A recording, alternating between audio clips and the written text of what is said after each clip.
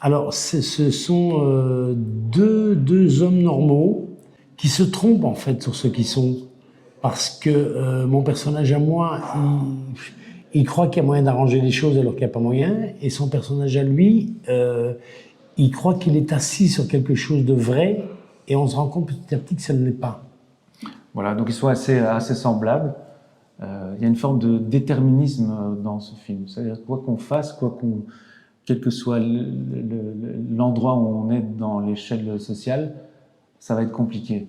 Qu'on vienne de rien ou qu'on soit banquier, tout le monde est en train d'essayer de payer sa facture d'électricité et de gaz, en fait. Moi, je me trompe en me disant c'est à cause de lui, et lui se trompe en se disant mais qu'est-ce que c'est que ce gros con? Et c'est ce qui va faire qu'à un moment donné, malgré tout, on va quand même on va glisser vers une espèce d'amitié, de tendresse et de deux mecs qui se disent hey, il n'est pas si mal que ça, ce gars-là. C'est un film de potes avec des comédiens qui sont potes et des personnages qui vont finir par être potes, alors qu'il n'y a rien qui nous unit. Je veux dire, Damien est un gars intelligent, plein de sensibilité et plein de finesse.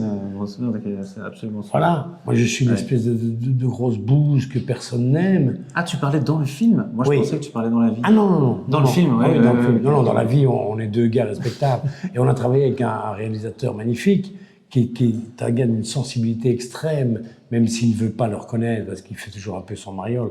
Mais Sylvestre, juste pas. Sylvestre est un gars et il a imprimé à ce film une sensibilité qu'on a, mais qu'on n'aurait pas osé, enfin, en tout cas pour ma part, qu'on n'aurait pas osé donner. On a beaucoup travaillé dans la confiance. Entre acteurs, avec le réalisateur, avec la technique, tout était vraiment dans la confiance et ça s'est très bien passé. Malgré, est-ce qu'on peut dire ce mot, malgré des conditions belgo-belges sans le sou, mais on a ri et on s'est amusé et on a essayé de faire le maximum qu'on pouvait. Mais c'est comme, tu vois, c'est comme un couple. C'est des gens qui, à la base, tu te dis, ben, ils n'ont rien à foutre ensemble.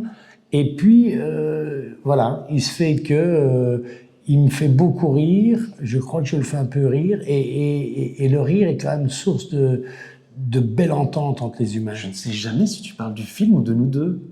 C'est ça. C'est ça notre film. C'est la magie. Truc burlesque, c'est bien.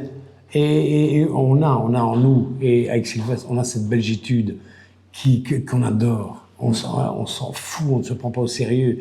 Et les choses viennent parce qu'elles doivent venir, mais on ne les provoque pas. Elles sont là, et effectivement, il a raison, Sylvestre. Cette belgitude nous tient au corps, et moi, je la revendique, et je me dis oui, moi, je ne veux pas être français, je ne veux pas être parisien, je veux faire des films comme ça.